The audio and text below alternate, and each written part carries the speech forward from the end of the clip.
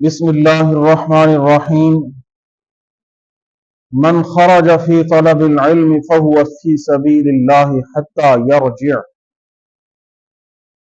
حضرت انس بن مالک رضی اللہ تعالیٰ عنہ روایت فرماتے ہیں کہ نبی کریم صلی اللہ علیہ وسلم کا ارشاد مبارک ہے کہ جو شخص علم حاصل کرنے کے لیے کہیں سفر کرتا ہے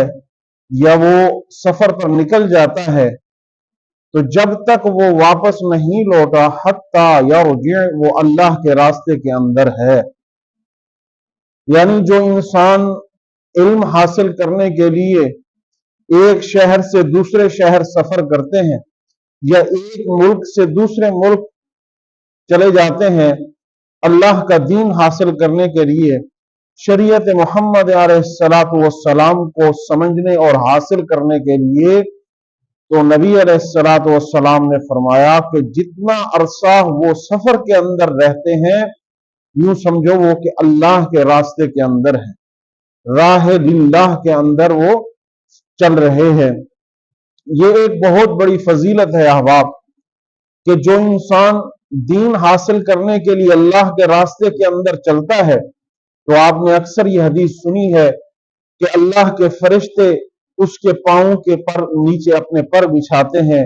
اور سمندر کی مخلوق اس کے لیے دعائیں کیا کرتی ہیں کہ یہ اللہ کے دین کے حاصل کرنے کے لیے اپنے گھر بار کو اس نے چھوڑا ہوا ہے، اللہ کی مخلوقات اس کے لیے دعا کر رہی ہوتی ہیں۔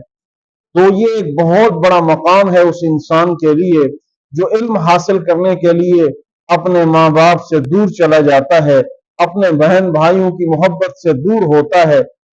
کوسوں دور جا کر وہ علم کی پیاس بجھا رہا ہوتا ہے، کہیں سے وہ تفسیر حاصل کرتا ہے، کہیں سے وہ حدیث حاصل کرتا ہے اور وہ علم حاصل کر کے پھر اس کو آگے پھیلاتا بھی ہے۔ تو اللہ کے رسول صلی اللہ علیہ وسلم نے فرمایا کہ وہ انسان جب تک اللہ کے راستے کے اندر علم حاصل کرتا رہتا ہے یوں سمجھو وہ اللہ کے امان کے اندر اور اللہ کے راستے کے اندر ہے، حتی یرجع، جب تک کہ وہ واپس لوٹ نہ آئے۔